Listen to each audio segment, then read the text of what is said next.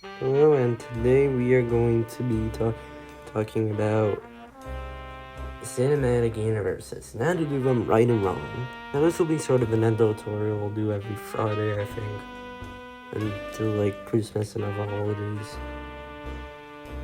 But I think, technically speaking, we'll talk about the main cinematic universes. Now, cinematic universes have existed since the dawn of time itself. It existed in the 1940s with the Mummy, Frankenstein, and Wolfman, Dr. Jekyll. And it pretty much, after however that sort of period, it kind of went extinct. Godzilla kind of did it with, Toho's monsters and Destroy monsters, though I wouldn't call that as a very connected one, if you will. That's more of an open-ended one. However, it saw a resurgence in the 2000s. The late 2000s, of course, with Iron Man. It was a smash hit and promised many more sequels, which it did. It caused many sequels, and not only that, it in fact caused a huge explosion of attempted cinematic universes. Seems like every movie now has to hint to a cinematic universe. Godzilla, DCU, and the famous Dark Universe. I feel like they forgot one ingredient that Marvel had. It left the door open, not guaranteeing a sequel, but rather hinting at it. Hinting at an idea that could be a sequel. What was it followed up on? No, not really. Well, yeah, but it took a couple films. Eventually, however, we did get the full-scale Marvel experience in this.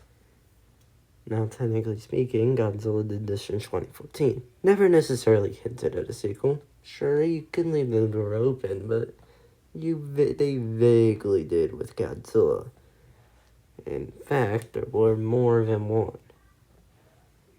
And again, the other attempted cinematic universe was the Dark Universe.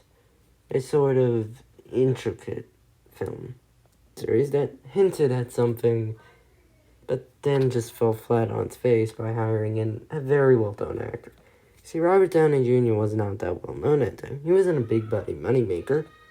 He was arrested and stuff. So that was definitely a risky choice. Not to mention, comic book movies, with the exception of Spider-Man and, I guess, the X, weren't very popular, and they were seeing a bit of a downturn, with Spider-Man 3 being a bit of a flop than others. It seemed more or less to go the realistic route. That being said, though, the cinematic universe idea worked, and it felt like every single but it also caused them to be oversaturated on the market. Now, you could say that these types of Marvel movies did resurrect the theaters, with Spider-Man No Way Home being basically a, how may I say this? Basically its own art form. So we could very well see other cinematic universes blossom.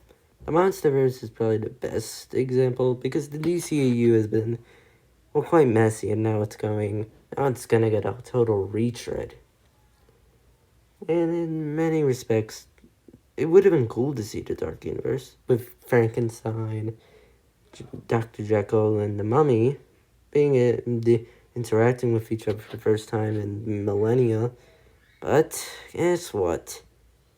Well, and had poor directing, poor writing, but I'll save that for the review, which will now come in anyways. I hope you enjoyed this editorial, my very first one, and maybe the many more to come.